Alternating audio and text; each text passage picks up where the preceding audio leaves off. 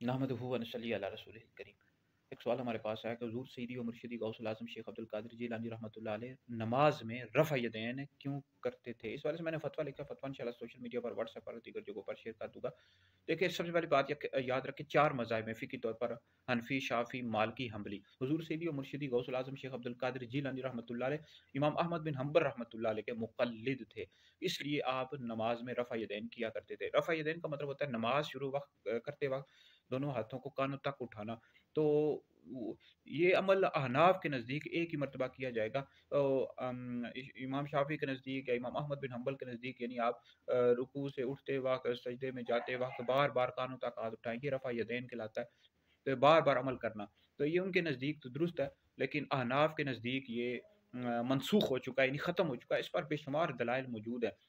और इस हवाले से अगर आपने मज़ीद वीडियो तहकीक सुनी हो, वीडियो कोई सुनी हो, तो मेरी वीडियो मौजूद है रफ़ा यदैन के हवाले से। मुफ्ती दानिश हैदरी मेरा यूट्यूब चैनल, आप रफ़ा यदैन लिख के मुफ्ती दानिश हैदरी इंग्लिश में लिखें तो आप रफ़ा यदैन के हवाले से तफसील के साथ मैंने वहाँ गुफ्तगू कर दिया।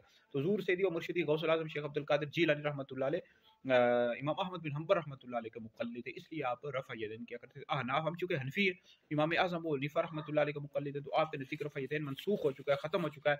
नबी करीम अलैहिस्सलातु वस्सलाम का आखिरी अमल यही था कि आप रफ़ा यदैन करते थे। शुरू में करते थे, शुरू इस्लाम में रफ़ा यदैन था, बाद में मनसूख हो गया, ख़त्म हो गया।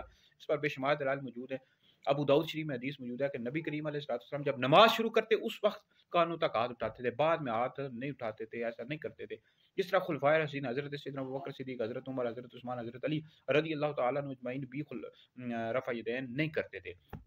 तो ये जो वाबी हैं, गैर मुक़ल्लिद, अपने आप को अहले हदीस कहते हैं, तो इनके नज़दीक भी रफ़ा यदैन कोई फ़र्ज़ वाजिब नहीं है, सुन्नत है। ये इनकी किताबों में पढ़ कर देख लें। रफ़ा यदैन पर जो मैंने वीडियो बनाई है मुफ्ती दानिश हैदरी यूट्यूब चैनल पर, वहाँ आप देख लें, वहाँ मैंने इनकी किताबों से दिखाया कि ये फ़र्ज़ वाजिब नहीं है।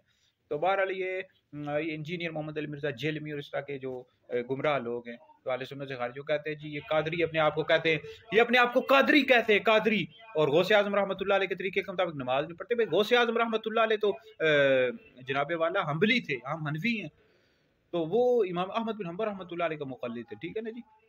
तो हम चूँकि इमाम आज़म हनीफ़ रहमतुल्लाह अलैह के मुक़ल्लिद हैं, हम रफ़ा यदैन नहीं करते, ख़त्म हो चुका है, मनसूख हो चुका है।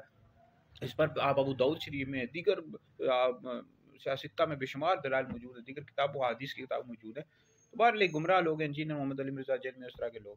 तो गौसे पाक रहमतुल्लाह अलैह जो थे वो हम्बली थे, इसलिए वो रफ़ा यदैन करते थे। मज़ीद इंशाअल्लाह फ़तवा भी शेयर कर दूँगा सोशल मीडिया पर, व्हाट्सएप पर। बहरहाल वीडियो सुने, दीगर लोगों तक पहुँचाएँ, ये आप लोगों के लिए बहुत बड़ा सदका जारी है।